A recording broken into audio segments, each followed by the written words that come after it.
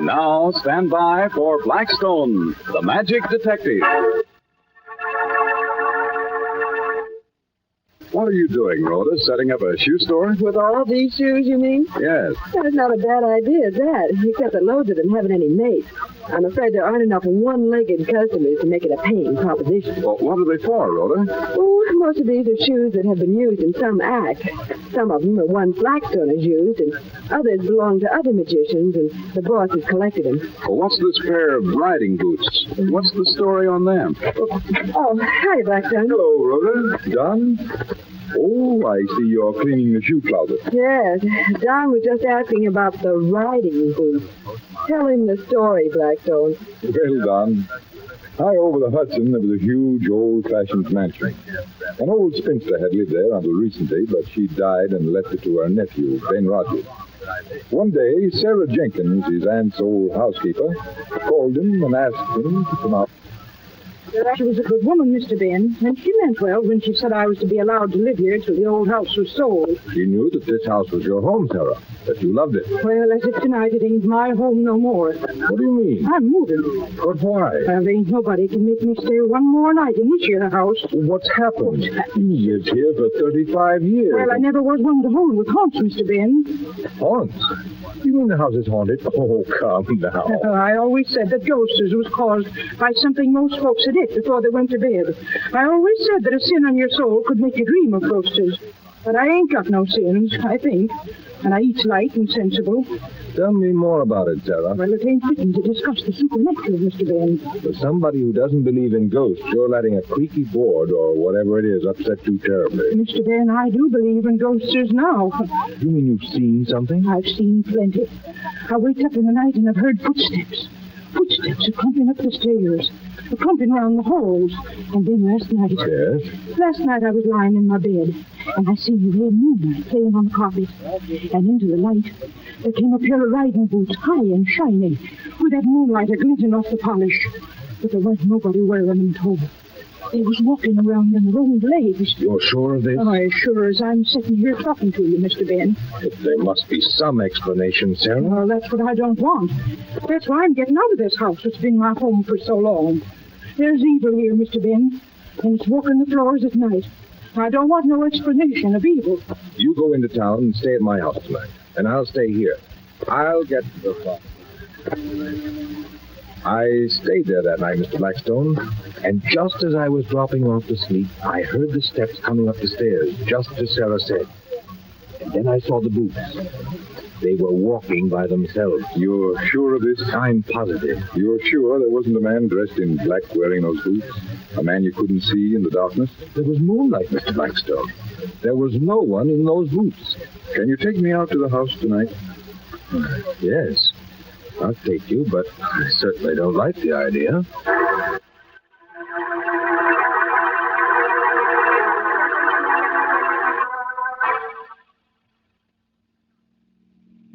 There's the house, Blackstone, silhouetted against the sky. Oh, gosh. It does look eerie against the moonlight, doesn't it? I thought you said the house was empty, Mr. Rogers. It is, now Sarah's gone. Well, how do you account for that faint light seeping out of one of the windows in the upper story? Where? I don't see it. Right there, under the eaves. Oh, it's gone now. Is there a telephone at the house, Rogers? No, there isn't. Then I better stop at the next store. I have a call to make. There's a drugstore dead ahead. Good.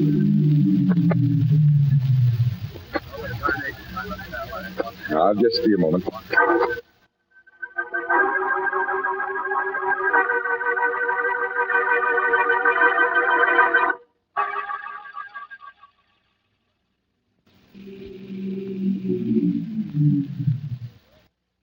Here we are.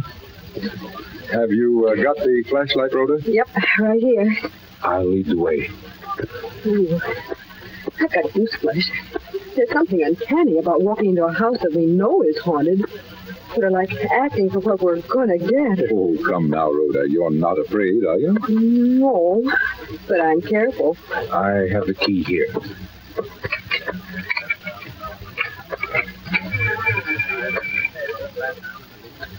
Turn on your flash, Rhoda. Okay. Now, wait here, Rhoda. I'm expecting someone. Rogers, will you show me the bedroom where you and Sarah saw the boots? It's up these stairs. Just follow along after me. I don't like being a reception committee for the spirit world. You're going to be the reception committee for someone very human indeed, Rhoda. Don't be scared. Ooh, no. Ooh. Rhoda Brent isn't scared. She's afraid. Nothing ever scares her.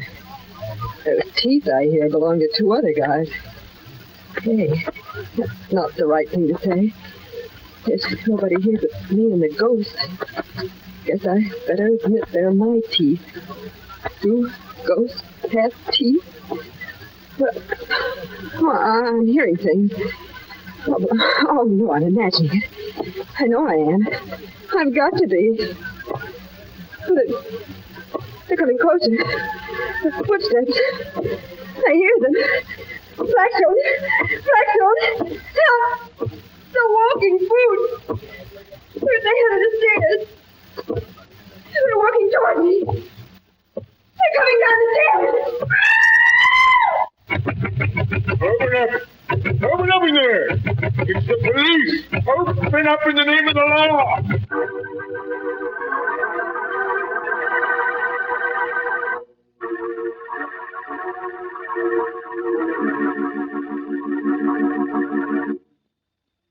Don't stop there, Blackstone. Go on. What was it? Did Rhoda really see the boots, or did she imagine it? I certainly didn't. The boots were there, all right, Don. Yeah, but what made them walk? An old magician's trick. There was a track under the floor with an electromagnet on it. The shoes had bits of metal on the heels. They were attracted by the magnet. As it ran on the track, the boots seemed to walk. But why? Counterfeiters were using the attic of the house as their headquarters, and they were trying to scare Sarah Jenkins away so they could have the place to themselves. Well, how did the police get there? After I saw that light in the attic, I knew there must be some human being around. Remember that phone call I made? It was to the police. Why did you leave Rhoda alone, though, Blackstone? That could have scared her into the screaming meanies. Well, what do you mean, could have? It did. Ben Rogers and I went upstairs to guard the entrance to the attic. I was afraid whoever was up there would come out shooting, and I didn't want her to get hurt. He figured it's worse to be shot than scared to death. Hey, I'd rather be shot next time. It's less of a strain on the nerves. So another mystery was solved by magic. Say, it looks like we're going to see a card trick this time, Blackstone. That's right. But first, I want to pick the right card. Oh, now I've seen everything. A magician picking a card for himself. Oh, no, Rhoda. I'm picking the card for you. You mean I'm working the trick? Absolutely. I've taken a card, and I'm going to have you name it. Well, that sounds rather difficult. Well, we can let Don help you, and we'll do it in easy steps. Well, how do you mean, easy steps? Well, we'll start with the color first. There are two colors, red and black. But suppose I take black. Well, if you take black, that naturally leaves red, doesn't it? Of course. There are two red suits, hearts and diamonds. We'll let Don take one. Oh, I'll take hearts. That leaves you diamonds. Now, some of the diamonds are picture cards and others are spot cards. One or the other must be eliminated. Which do we want? Pictures or spots? Well, let's say picture cards. Very well. We shall divide the picture cards into two pairs. Ace King and Queen Jack.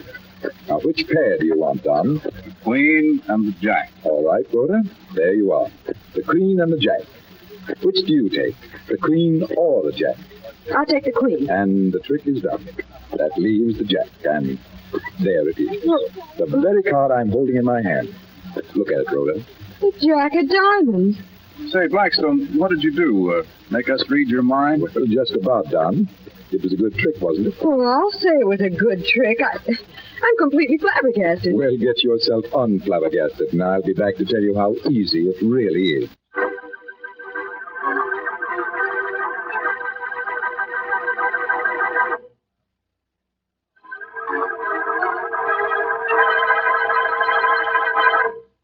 Now, how about explaining that card trick, Blackstone? It's very easy, Rhoda. It's just a case of take it or leave it. Well, first you have to take a card. That's right.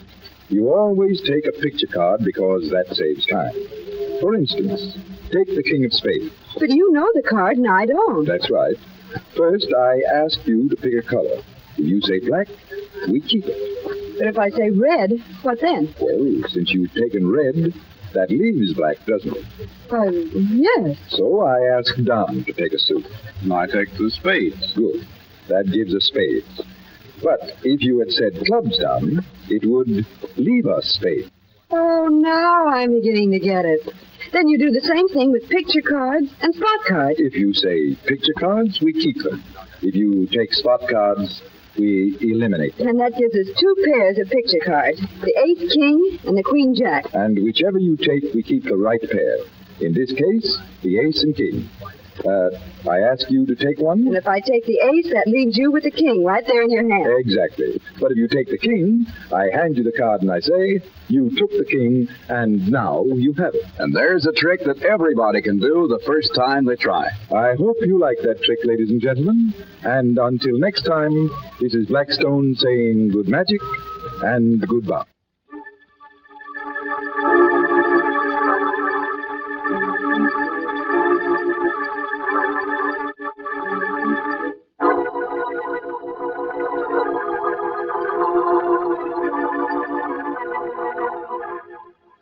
Be with us next time when the world's greatest living magician, Blackstone, tells us the story of the Voodoo Treasure and explains more tricks that you yourself can perform. Listen in again to Blackstone, the world's greatest living magician.